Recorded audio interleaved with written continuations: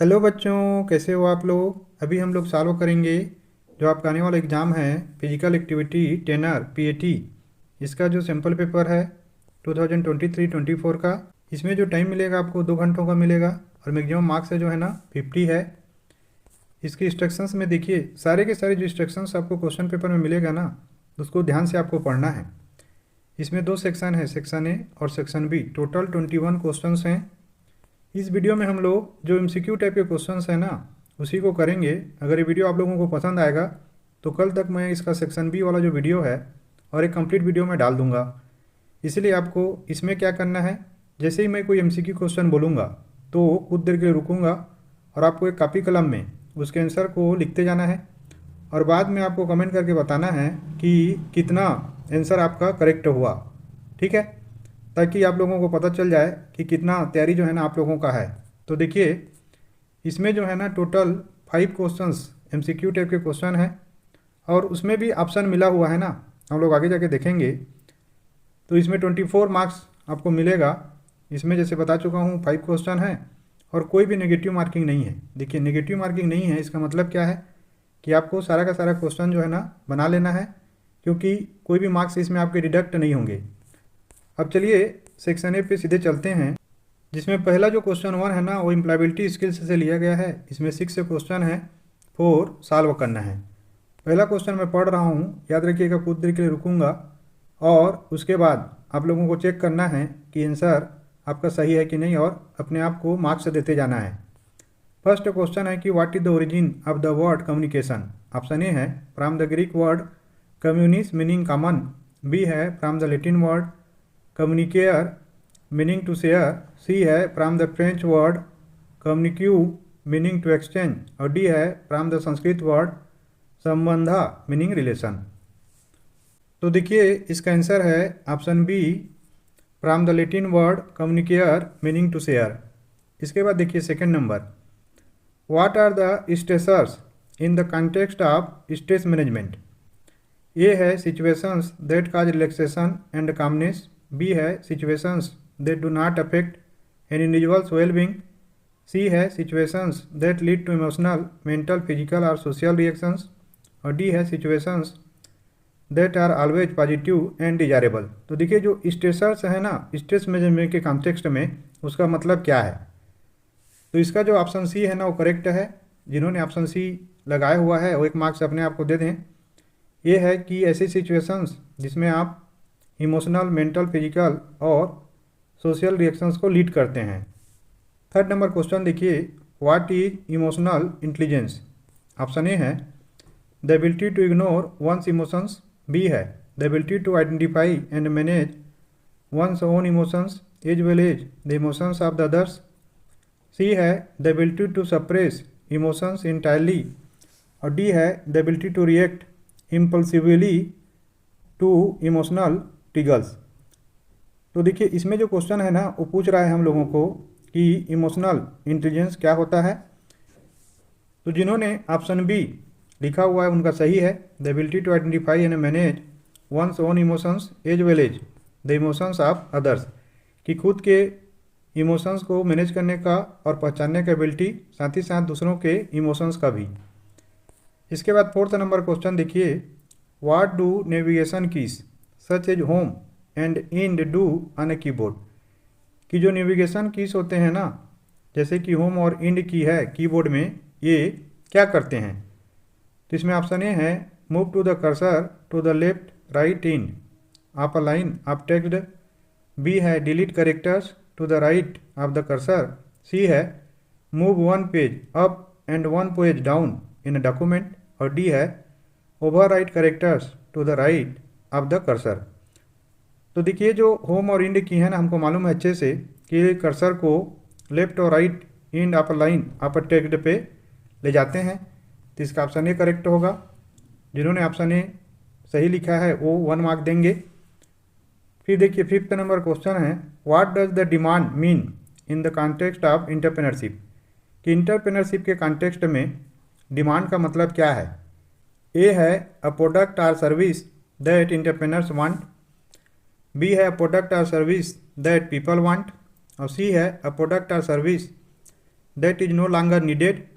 और डी है a product और service that is difficult to cell. तो देखिए एंटरप्रेन्योरशिप के कॉन्टेक्स्ट में डिमांड का मतलब होता है कि वो सारे के सारे जो प्रोडक्ट है यानी गुड्स या सर्विसेज जो लोग चाहते हैं। तो इसका जो ऑप्शन बी है ना वो बिल्कुल करेक्ट होगा। जिन्होंने ऑप्शन बी टिक किया हुआ है या लिखा हुआ है वो लोग 1 नंबर अपने आप को दे दें।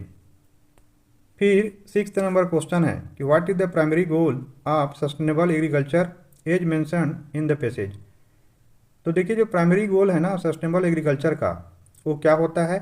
ए है maximising production at any cost. B है using chemical fertilisers extensively to boost crop yield. C है प्रोड्यूसिंग एग्रीकल्चर क्रॉप्स और livestock without damage to human और नेचुरल सिस्टम्स।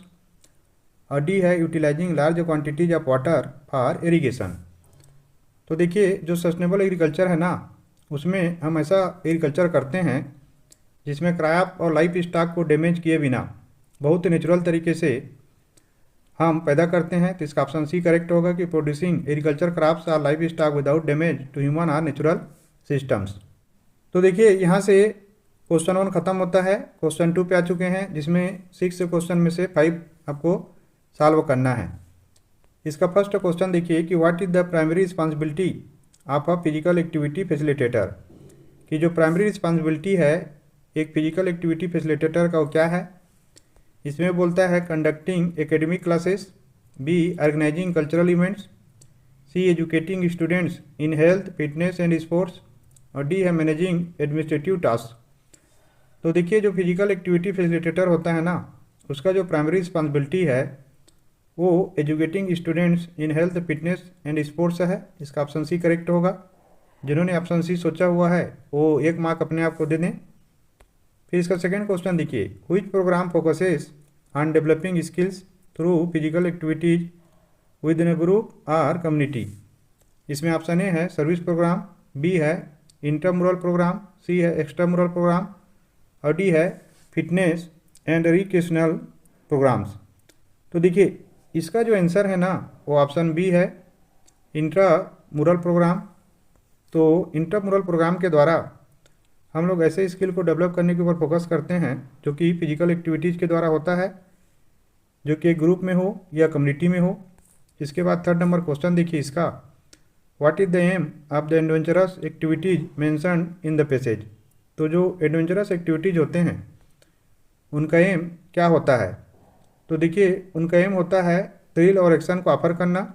इसका ऑप्शन सी करेक्ट होगा। जिन्होंने ऑप्शन सी लिखा है वो ये 1 मार्क अपने आप को दे दें ऑफरिंग थ्रिल्स एंड एक्शन। अब इसका 4th नंबर क्वेश्चन देखिए what is the purpose of corrective and rehabilitative exercises in physical education programmes.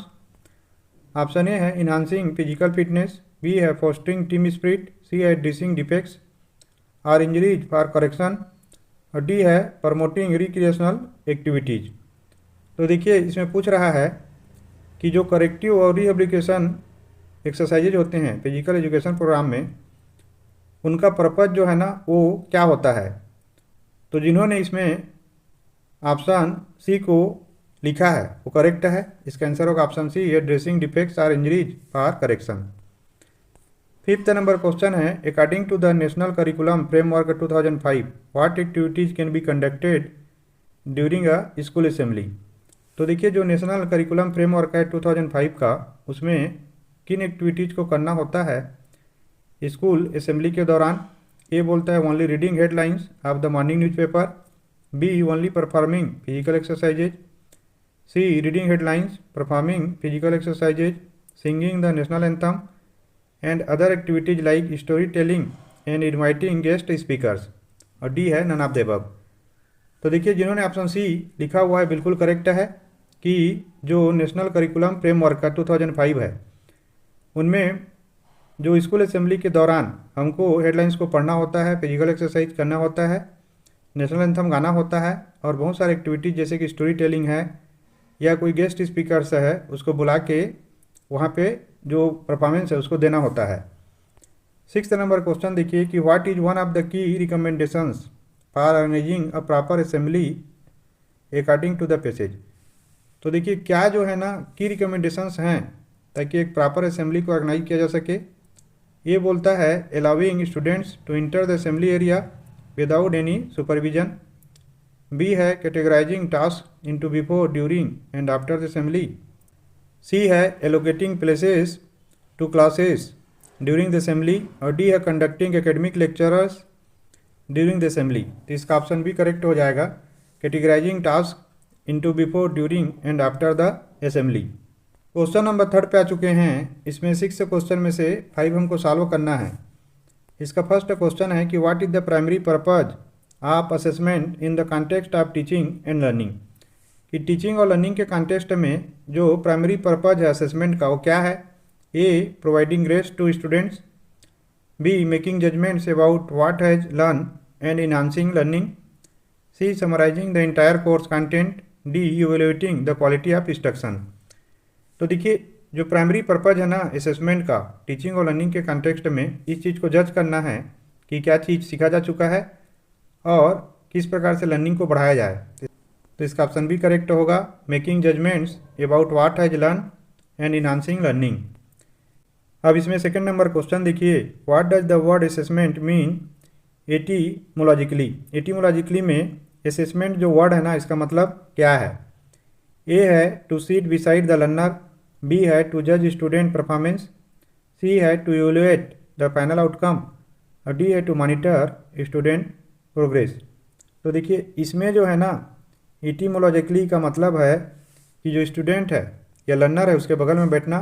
तो इसका ऑप्शन ए करेक्ट होगा, to sit beside the learner. जिन्होंने ऑप्शन ए लिखा है 1 मार्क अपने आप को दे दें। इसके बाद थर्ड नंबर क्वेश्चन देखिए, what does formative evolution primary aim to achieve. कि जो फॉर्मेटिव इवोल्यूशन होता है वो प्राइमरी किस चीज़ को एम करता है अचीव करने के लिए। ऑप्शन ए है providing closure to the assessment process. B है monitoring students learning progress and providing ongoing feedback. C है evaluating the outcome of the programme. और डी है identifying students strengths and weaknesses. इसका answer है option B, monitoring students learning progress and providing outgoing feedback. तो जिन्होंने भी option को चुना है ना वो अपने आप को 1 मार्क्स दे दें, और जिन्होंने नहीं चुना है वो इसको अच्छे से लर्न कर लें, याद कर लें कि जो फॉर्मेटिव इवोल्यूशन होता है उसका प्राइमरी एम है स्टूडेंट को मॉनिटर करना, उसके लर्निंग प्रोग्रेस को, और उसको आउटगोइंग फीडबैक प्रोवाइड करना। फोर्थ नंबर क्वेश्चन है, what does balance in skill related fitness refer to. देखिए स्किल रिलेटेड फिटनेस में बैलेंस का मतलब क्या है। ए है option the ability to maintain equilibrium in a stationary position. B है the ability to perform the right movement in a sport. C है Swift change of direction while moving. और D है body comparison in terms of body fat and lean tissue. तो देखिए जिन्होंने इसमें option A सोचा हुआ है the ability to maintain equilibrium in a stationary position, ये बिल्कुल करेक्ट हो जाएगा। यही जो है ना स्किल रिलेटेड फिटनेस में बैलेंस का मतलब होता है। तो जिन्होंने ऑप्शन ए चुना है वो हमेशा की तरह 1 मार्क दे दीजिए अपने आप को। फिफ्थ नंबर देखिए, which formula use to calculate body mass index BMI। ये बहुत ही इंपॉर्टेंट है ना, कई बार पूछा जा चुका है। देखिए BMI का मतलब होता है वेट डिवाइडेड बाई हाइट का स्क्वायर। ठीक, इसका ऑप्शन डी करेक्ट होगा। इसको याद कर लीजिएगा, और बहुतों को मालूम भी होगा, जिनको मालूम नहीं हो याद कर लें, और जो मालूम है ना जिनको वो अपने आप को 1 मार्क्स दे दें। सिक्स्थ नंबर देखिए, what is the primary focus of skill related fitness. जो स्किल रिलेटेड फिटनेस होता है ना उसका प्राइमरी फोकस क्या है। ऑप्शन ए है general wellbeing and overall fitness. B है cardiovascular endurance and muscular strength. C है neuromuscular system and specific skill performance. और डी है फ्लेक्सिबिलिटी एंड बॉडी कंपोजिशन। तो देखिए इसमें ना ऑप्शन सी करेक्ट होगा कि neuromuscular system and specific skill performance, इसी में प्राइमरी फोकस जो होता है ना वो स्किल रिलेटेड फिटनेस में होता है। इसके बाद इसमें क्वेश्चन 4 पे आ चुके हैं। इसमें भी 6 क्वेश्चन में से 5 हमको सॉल्व करना है, 5 मार्क्स मिलेगा। इसका फर्स्ट क्वेश्चन है, how is a game defined. एक गेम का डिफिनेशन क्या है। A structured physical activity without rules. B है recreational activity without competition. C है a recreational activity with the defined goal and set of rules, और D है competitive activity without entertainment. तो देखिए जिन्होंने इसमें ऑप्शन सी सोचा है ना, उनका बिल्कुल करेक्ट होगा कि गेम जो है एक रिक्रिएशनल एक्टिविटी है जिसका गोल डिफाइंड होता है और उसमें सेट ऑफ रूल्स होते हैं। इसके बाद इसमें सेकंड देखिए, what is the primary purpose of free play. जो फ्री प्ले है ना, उसका प्राइमरी पर्पज क्या होता है? ए है कंपटीशन, बी है इंटरटेनमेंट एंड एंजॉयमेंट, सी है एक्सरसाइज एंड फिटनेस, और डी है स्किल डेवलपमेंट। तो देखिए जो प्राइमरी पर्पज है फ्री प्ले का वो है entertainment and enjoyment. Option B correct होगा जिन्होंने ऑप्शन बी चुना है, जैसे कि आप जानते हैं क्या करना है। इसके बाद देखिए क्वेश्चन नंबर थर्ड है, what is a potential disadvantage of excess usage of free play. कि जो फ्री प्ले का बहुत ज़्यादा यूज करने का सबसे ज़्यादा जो डिसएडवांटेज है वो क्या होगा? ए है इन्हांस्ड क्रिएटिविटी, बी है कन्फ्लिक्ट्स एमंग पार्टिसिपेंट्स, सी है बेटर कम्युनिकेशन स्किल्स, और डी है इम्प्रूव्ड टेक्निक्स। तो देखिए ज़्यादा फ्री प्ले में क्या होगा कि जो पार्टिसिपेंट्स हैं ना उनके बीच में कन्फ्लिक्ट होने लगेगा, विवाद होने लगेगा। इसका ऑप्शन भी करेक्ट हो जाएगा और आपको मालूम ही है क्या करना है। इसके बाद देखिए फोर्थ नंबर क्वेश्चन है कि what is the key learning outcome of the free play session. जो फ्री प्ले सेशन होता है ना उसका की लर्निंग आउटकम क्या है? ए है understanding the history of sports, B है differentiating between sports and games, C है identifying pre play activities and their advantages and disadvantages, और डी है मास्टरिंग कॉम्प्लेक्स फिजिकल एक्टिविटीज। तो देखिए जो की लर्निंग आउटकम है फ्री प्ले सेशन का वो होता है कि identifying pre play activities and their advantages disadvantages. इसका ऑप्शन सी करेक्ट होगा जिन्होंने ऑप्शन सी सोचा है, आपको मालूम ही है क्या करना है। इसमें देखिए फिफ्थ नंबर क्वेश्चन है, when does a play become structured. कि एक प्ले जो है ना कब स्ट्रक्चर्ड बन जाता है? ए है when it is involve competition, B है when it is conducted impromptu, C है when it is plan and conducted step by step, और डी है when it is supervised by adults. तो देखिए इसका ऑप्शन सी करेक्ट हो जाएगा कि कोई भी प्ले स्ट्रक्चर तभी होता है जब इसको प्लान वे में किया जाए और स्टेप बाय स्टेप इसका कंडक्शन हो। अब इसमें इसका सिक्स्थ नंबर क्वेश्चन है, what is the one of the disadvantages of excess usage of free play in physical activities for children. कि इनमें से कौन सा जो है ना एक डिसएडवांटेज है फ्री प्ले का जब उसका एक्सेस यूज होता है फिजिकल एक्टिविटीज में चिल्ड्रन के लिए। ए है रिटेंस इंटरेस्ट, बी है फैसिलिटेट्स असेसमेंट, सी है मे डेवलप रॉन्ग टेक्निक्स, और डी है इन्हांसेस प्रोग्रेस टेकिंग। तो देखिए इसका आंसर होगा कि ये जो है ना रॉन्ग टेक्निक को बढ़ावा दे सकता है क्योंकि ये फ्री प्ले होता है। तो इसका ऑप्शन सी करेक्ट होगा। अब जिन्होंने ऑप्शन सी चुना है आपको क्या करना है मालूम ही है। इसके बाद देखिए इसमें हम लोग फिफ्थ नंबर क्वेश्चन पे आ चुके हैं। इसमें भी 6 क्वेश्चन में से 5 सॉल्व करना है, 5 मार्क्स से मिलेगा। इसका फर्स्ट क्वेश्चन है, which factor is essential to consider while selecting sports equipment और प्रॉप्स। कि कौन सा फैक्टर जो है ना बहुत ही इम्पोर्टेंट होता है या ज़रूरी होता है जब हम स्पोर्ट्स इक्विपमेंट्स और प्रॉप्स को सेलेक्ट करते हैं। तो ए है कलर प्रेफरेंस, बी है वेट ऑफ द इक्विपमेंट, सी है एज एप्रोप्रिएटनेस, और डी है ब्रांड पॉपुलरिटी। इसका ऑप्शन सी करेक्ट होगा, एज एप्रोप्रिएटनेस। ये जो है ना एसेंशियल है जब स्पोर्ट्स इक्विपमेंट और प्रॉप्स को खरीदे जाते हैं तब। इसमें सेकेंड नंबर क्वेश्चन है, what does industry standard mean to the context of sports equipment selection. Sports equipment selection के कॉन्टेक्स्ट में जो इंडस्ट्री स्टैंडर्ड है ना उसका मतलब क्या होता है। ए है equipment made from metal, B है equipment manufactured as per industry guidelines, C है equipment endorsed by famous athletes, और डी है equipment with high resale value. तो देखिए इसका आंसर है ऐसे इक्विपमेंट्स जो कि इंडस्ट्री गाइडलाइंस के अनुसार बने होते हैं। इसका ऑप्शन भी करेक्ट होगा, equipments manufactured as per industry guidelines. ये जो है ना इंडस्ट्री स्टैंडर्ड का मतलब होता है स्पोर्ट्स इक्विपमेंट सिलेक्शन के कॉन्टेक्स्ट में। इसमें ऑप्शन भी जिन्होंने चुना है मालूम ही आपको क्या करना है।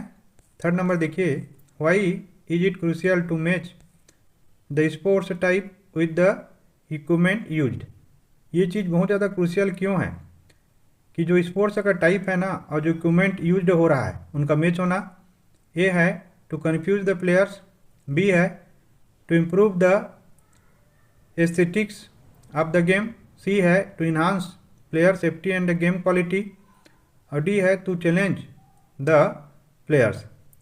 तो देखिए जो गेम के क्वालिटी और सेफ्टी को बढ़ाने के लिए बहुत ज़रूरी है, तो इसका ऑप्शन जो है ना सी करेक्ट हो जाएगा, to enhance player safety and game quality. Fourth number question देखिए, how does the budget affect the selection of sports equipment and props, कि जो बजट है ना वो कैसे प्रोवाइड करता है सिलेक्शन ऑफ स्पोर्ट्स इक्विपमेंट और प्रॉप्स के लिए। ये बोलता है budget does not impact the selection of sports equipment, B है higher budget always leads to better equipment quality, C है budget determines the quantity and quality of equipment that can be purchase, और D है lower budget ensures better equipment durability. तो देखिए जैसा budget होगा उतने ही क्वालिटी और क्वांटिटी में इक्विपमेंट हमको मिलेगा अगर हम खरीदने जाएंगे, तो बजट का एक बहुत बड़ा रोल होता है। तो इसका ऑप्शन सी करेक्ट हो जाएगा। जिन्होंने ऑप्शन सी लिखा है वो जानते हैं क्या करना है। अब इसमें फिफ्थ नंबर क्वेश्चन है, what is the purpose of stop watch in sports activities. Sports activities में स्टॉप वॉच का जो पर्पज है ना वो क्या है। ए है टू मेजर डिस्टेंस, बी है to keep track on time, C है टू इंडिकेट प्लेयर पोजीशंस, और डी है टू कैलकुलेट स्कोर्स। तो देखिए टाइम को ट्रैक करने के लिए जो स्टॉप वॉच है ना स्पोर्ट्स एक्टिविटीज़ में, वहाँ पे इसका पर्पज होता है। तो इसका आंसर होगा option B, to keep track of time. Six number question को देखिए, why is customization necessary for sports equipment used by small groups of learners, कि जो स्मॉल ग्रुप्स ऑफ लर्नर्स होते हैं ना उनके लिए जो स्पोर्ट्स इक्विपमेंट है उनका कस्टमाइजेशन नेसेसरी क्यों है। इसमें ऑप्शन ए बोलता है to match the equipment with the team's uniform, B है टू कन्फ्यूज अपोनेंट्स, सी है टू इंश्योर फेयर प्ले, और डी है to adapt to the learners needs and group size. तो इसका ऑप्शन डी करेक्ट होगा कि जो लर्नर्स का नीड है और ग्रुप साइज है उससे अडेप्ट करने के लिए जो स्पोर्ट्स इक्विपमेंट है ना उनका कस्टमाइजेशन बहुत ज़रूरी है। अब जिन्होंने डी चुना है जानते हैं आपको क्या करना है। अब जल्दी से कमेंट करके बताइए कि कितना स्कोर आपका हुआ, और जिनका गलत हुआ है ना वो लोग अच्छे से लर्न कर लीजिए, रिवाइज कर लीजिए। चलिए आप लोग कमेंट करके बताइए कि ये वीडियो आपको कैसा लगा। अगर ये वीडियो में अच्छे कमेंट आते हैं तो मैं सेक्शन बी जो है ना सब्जेक्टिव टाइप क्वेश्चंस इसका अपलोड कर दूंगा। अब देखिए बच्चों, अब हम लोग सेक्शन बी पे सब्जेक्टिव टाइप क्वेश्चंस पे आ चुके हैं। इसमें देखिए जो क्वेश्चन नंबर 6 से 10 है ना उसमें 5 क्वेश्चंस हैं। ये जो हैं एम्प्लॉयबिलिटी स्किल्स से हैं, और हर क्वेश्चन में यहाँ पे आप देख पा रहे हैं 2-2 नंबर आपको मिलेगा। इसमें 5 क्वेश्चन में 3 ही आपको सॉल्व करना है, जिससे आपको टोटल 6 मार्क्स मिलेगा। और सारे क्वेश्चंस का आंसर आपको 20 से 30 वर्ड्स में बहुत छोटा छोटा लिखना है। अब देखिए मैं जैसे इसके ऑब्जेक्टिव टाइप के क्वेश्चन में कर चुका हूँ, सिमिलर चीज़ यहाँ पे भी करेंगे कि जैसे जैसे मैं क्वेश्चन बोलते जाऊँगा आप लोग वीडियो को पॉज करके आंसर को लिख लीजिएगा। फिर आंसर को मैं यहाँ पे आपको बताऊँगा, जिससे आप मैच कर पाएंगे, देख पाएंगे कि आपका जो आंसर है ना वो सही दिशा में जा रहा है कि नहीं जा रहा है। तो चलिए क्वेश्चन नंबर 6 से शुरू करते हैं। क्वेश्चन नंबर 6 है, what is the difference between direct and indirect objects in a sentence, कि एक सेंटेंस में क्या अंतर है डायरेक्ट और इनडायरेक्ट ऑब्जेक्ट्स के बीच में। चलिए वीडियो को पॉज करिए, लिखिए। अब देखिए इसका जो करेक्ट आंसर है ना वो है कि direct objects are the persons or things that are directly acted on by the verb, while indirect objects answer questions like to, for whom or to, for what in a sentence। तो देखिए direct objects में जो persons और things है ना वो directly acted on होते हैं वर्ब के द्वारा, और इनडायरेक्ट ऑब्जेक्ट्स में जो आंसर क्वेश्चन जैसे कि टू फॉर whom और टू फॉर what इस सेंटेंस में ऐसे होते हैं। ठीक है, तो जिन्होंने इस टाइप का आंसर को लिखा है ना उनका करेक्ट है, वो अपने आप को 2 नंबर दे सकते हैं यहाँ पे। क्वेश्चन नंबर 7 है, what is the important of self awareness in analysing strengths and weaknesses, कि क्या इंपॉर्टेंस है सेल्फ अवेयरनेस का स्ट्रेंथ्स और वीकनेसेस को एनालाइज करने में। चलिए वीडियो को पॉज करिए, इसके आंसर को लिखने के लिए कोशिश करिए। देखिए इसका आंसर है, आप लोग मैच करते जाइए आपने जो आंसर लिखा है उससे। Self awareness is crucial in analysing strengths and weaknesses because it allows individuals to identify their inner strengths hidden talents, skills and weaknesses. Understanding one's preferences, beliefs and abilities helps in measuring and converting weaknesses into strengths and strengths into exceptional talents, ultimately leading to personal and professional success. तो देखिए ये जो answer है ना वो एकदम correct answer है। यहाँ से आप लोग मिलाइए अपने आंसर को। अगर इस टाइप का आंसर आपने लिखा है कि सेल्फ अवेयरनेस जो है ना वो बहुत ही क्रूशियल है स्ट्रेंथ्स और वीकनेसेस को एनालाइज करने के लिए, क्योंकि इससे किसी इंडिविजुअल का जो इनर स्ट्रेंथ है, जो हिडन टैलेंट स्किल है ना और जो वीकनेसेस है वो पता चलता है, जिससे वो अपने प्रेफरेंसेस को, विश्वास को, एबिलिटीज़ को समझ सकता है ताकि वो मेजर कर सके और जो कमजोरियां हैं उनको कन्वर्ट कर सके मजबूती में, और मजबूती को कन्वर्ट कर सके एक्सेप्शनल टैलेंट में, जिससे उसको जो पर्सनल और प्रोफेशनल सक्सेस है ना वो मिले। तो इससे मिलता जुलता यही क्वेश्चन आपने लिखा है, तो तुरंत आप 2 नंबर दे सकते हैं अपने आप को, नहीं तो ऐसा आप प्रैक्टिस करिए। इसमें क्वेश्चन नंबर 8 है, what are the 2 ways in which personal information can be lost और लीक्ड फ्रॉम अ कंप्यूटर।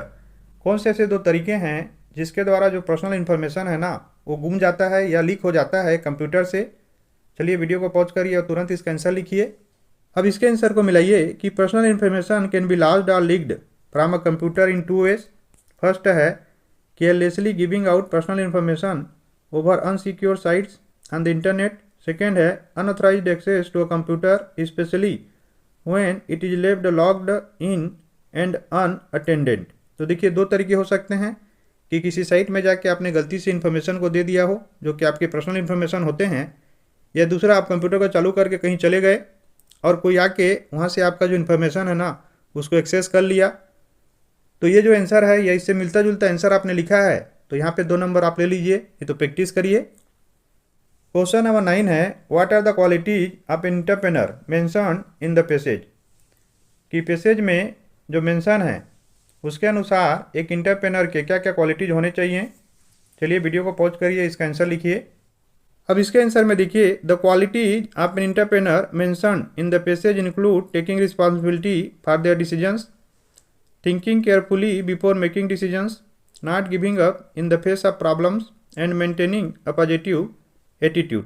तो देखिए जो क्वालिटीज है ना एंटरप्रेन्योर का जो कि पैसेज में यहाँ पे बताया गया है, उसमें है रिस्पॉन्सिबिलिटी लेना अपने निर्णयों को लेकर, और डिसीजन लेने के पहले अच्छे से सोचना, और कोई भी प्रॉब्लम आए तो गिव अप ना करना, और हमेशा एक पॉजिटिव एटीट्यूड लेके चलना। तो जिन्होंने इस टाइप का आंसर लिखा है आपको मालूम ही है क्या करना है। क्वेश्चन नंबर 10 है, explain the importance of education in the context of sustainable development. Sustainable development के कॉन्टेक्स्ट में जो एजुकेशन का इम्पोर्टेंस है ना उसको हमको एक्सप्लेन करना है। चलिए वीडियो को पॉज करिए और इसके आंसर को लिखिए।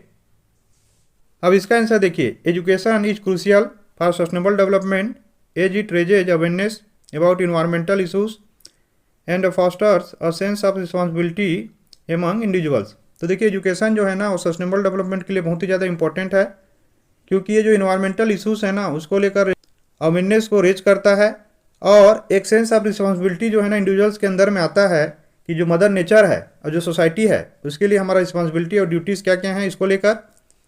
Educated individuals are more likely to find employment, contribute positively to society and implement eco friendly practices.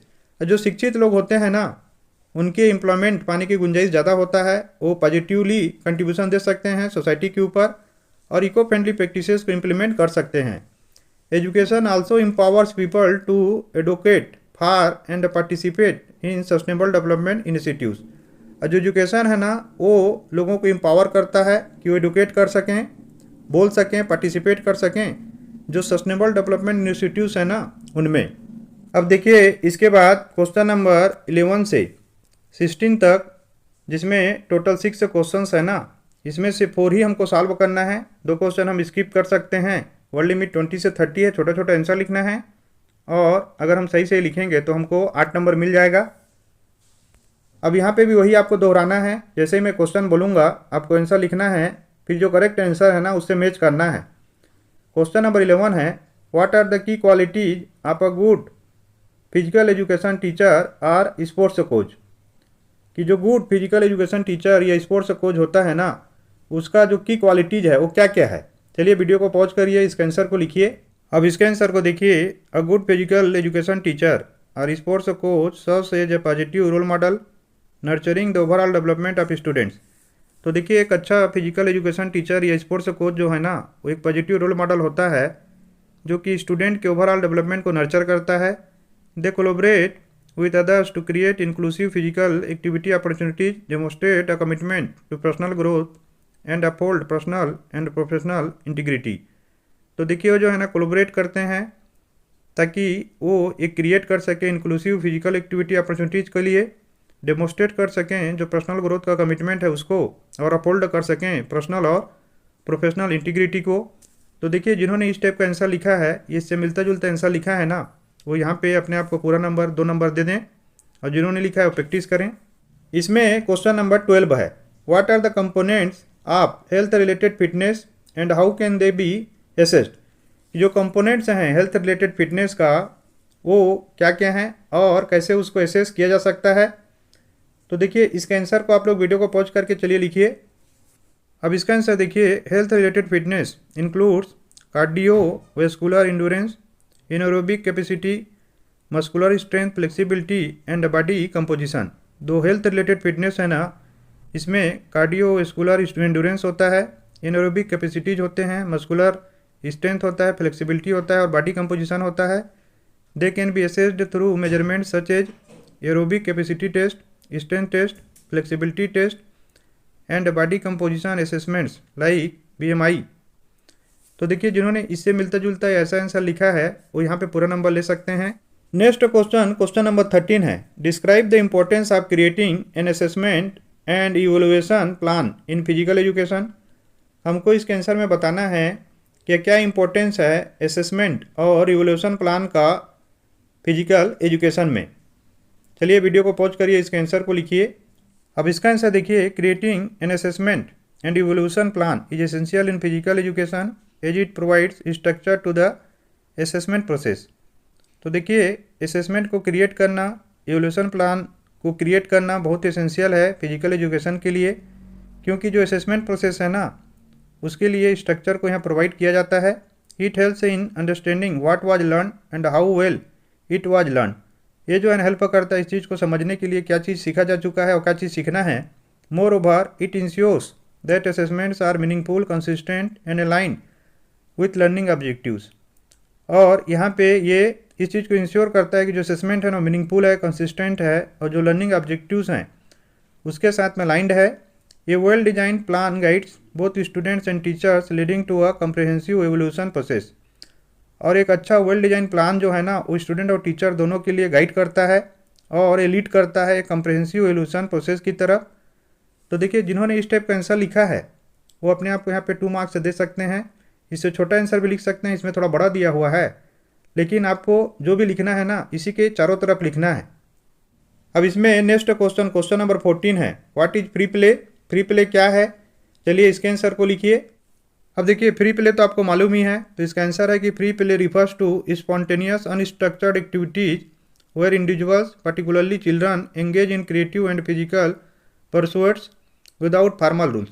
तो देखिए जो फ्री प्ले होता है ना वो तुरंत किया जाता है, जिसमें कोई भी स्ट्रक्चर नहीं होता, और ये सारे एक्टिविटीज आमतौर पे बच्चे करते हैं ताकि वो एक क्रिएटिव और फिजिकल एक्टिविटी में इन्वॉल्व हो सकें बिना कोई फॉर्मल रूल्स के।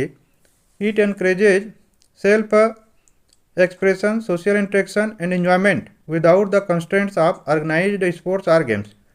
तो ये जो है इनक्रेज करता है सेल्फ एक्सप्रेशन को, सोशल इंटरेक्शन को और इन्जॉयमेंट को। इसमें जो स्पोर्ट्स वाले या गेम्स वाले नियम है ना वो नहीं होते।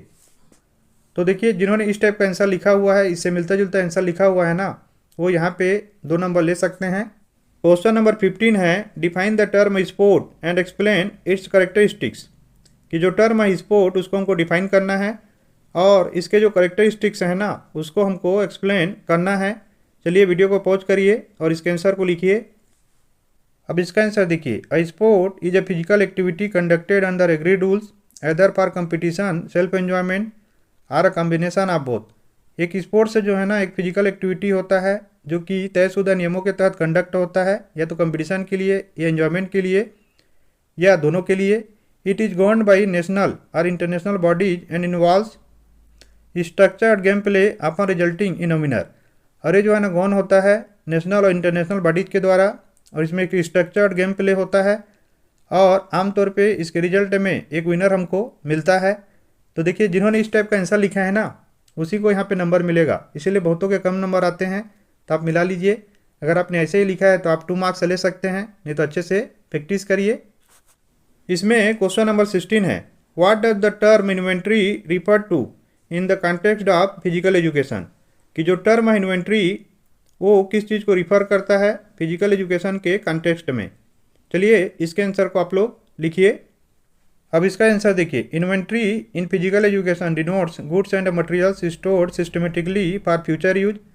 जो इन्वेंट्री होता है ना फिजिकल एजुकेशन में, वो गुड्स और मटेरियल्स जो कि सिस्टमेटिकली स्टोर्ड होते हैं फ्यूचर यूज के लिए, उसको डिनोट करता है। It ensures a continuous supply of sports goods and in the context of physical activity facilitators. और ये जो है ना, जो स्पोर्ट्स गुड्स है उसके कंटिन्यूअस सप्लाई को इंश्योर करता है फिजिकल एक्टिविटी फैसिलिटेटर के कॉन्टेक्स्ट में। It includes various sports equipment and props used in sports activities. और इसमें जो है ना बहुत सारे जो स्पोर्ट्स इक्विपमेंट हैं, प्रॉप्स हैं जो कि स्पोर्ट्स एक्टिविटीज़ में शामिल होते हैं, वो इंक्लूड होते हैं। तो जिन्होंने इस टाइप का आंसर लिखा है ना, आपको मालूम है क्या करना है। देखिए इसके बाद क्वेश्चन नंबर 17 से 21 को 50 से 80 वर्ड्स के लिमिट में हमको लिखना है। ये बड़े आंसर वाले क्वेश्चन है। 5 क्वेश्चन में से 3 हमको सॉल्व करना है, और यहाँ पे एक क्वेश्चन को सही लिखने पे हमको 4 नंबर मिलेगा। तो 4 3 जा 12 मार्क्स के ये पूरा का पूरा जो सेक्शन है ना वो है। इसमें देखिए क्वेश्चन नंबर 17, जैसे ही मैं क्वेश्चन बोलूँगा वीडियो को पॉज करना है, आपको अच्छे से लिखना है, और जो करेक्ट आंसर है उससे फिर मैच करना है। What are the different components of physical education programs conducted by physical activity facilitators. कि जो अलग अलग कंपोनेंट्स हैं ना फिजिकल एजुकेशन प्रोग्राम्स के, जो कि फिजिकल एक्टिविटी फैसिलिटेटर्स के द्वारा कंडक्ट होते हैं, उसके कंपोनेंट्स क्या क्या हैं। चलिए वीडियो को पॉज करिए और इसके आंसर को लिखिए। अब इसके आंसर को मिलाइए कि physical education programs led by physical activity facilitators consist of 4 main components. तो देखिए इसमें जो है ना 4 कंपोनेंट क्या क्या हैं। पहला है service program focused on instruction covering topics like physical education, health and hygiene. तो इसमें जो पहला सर्विस प्रोग्राम है ना, वो फोकस होता है इंस्ट्रक्शन के ऊपर और ऐसे टॉपिक को कवर करना जिसमें फिजिकल एजुकेशन है, हेल्थ है और हाइजीन है। सेकेंड है इंटरमोलर प्रोग्राम। ये जो इंटरमोलर प्रोग्राम है इसमें होता है involve skill development with in groups, clubs और कम्युनिटी। ये जो है ना स्किल डेवलपमेंट में इन्वॉल्व होता है, जो कि ग्रुप्स के बीच में होता है, क्लब्स के बीच में होता है और कम्युनिटीज़ के बीच में होता है। थर्ड है एक्स्ट्रामुलर प्रोग्राम। इसमें होता है facilitates competitive events between various groups और इंस्टीट्यूशंस। ये जो है ना कम्पिटिटिव इवेंट्स को फैसिलिटेट करता है अलग अलग ग्रुप के बीच में और इंस्टीट्यूशन के बीच में। और फोर्थ है फिटनेस एंड रिक्रिएशनल प्रोग्राम्स। जो फिटनेस और रिक्रिएशनल प्रोग्राम्स होता है ना, इसमें include activities for fun, skill development and fitness catering to individual needs. ये जो है ना इंक्लूड करता है फन और स्किल डेवलपमेंट की एक्टिविटीज़ को और फिटनेस को, ताकि जो इंडिविजुअल नीड्स है ना उसको कैटर किया जा सके।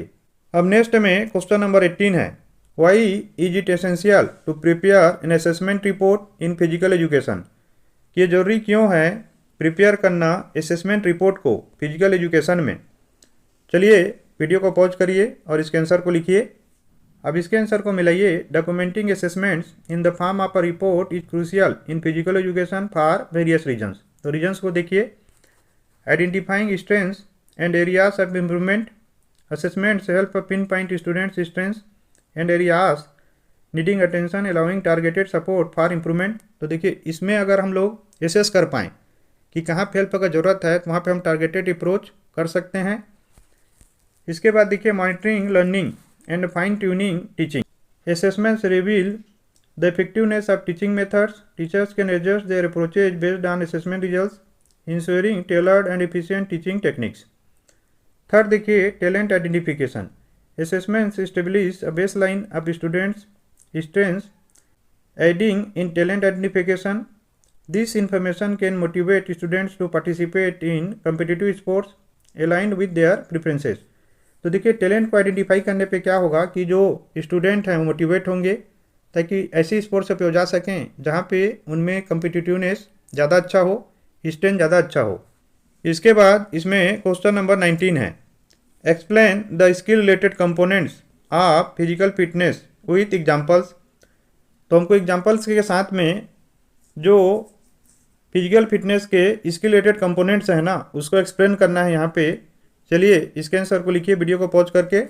अब इसके आंसर को मिलाइए। Skill related components of physical fitness encompass specific abilities essential for various sports and activities. इसमें action refers to executing specific movements required in a sport. For instance, in basketball, shooting accurately or in hurdling, leaping over barriers with precision showcases action skills.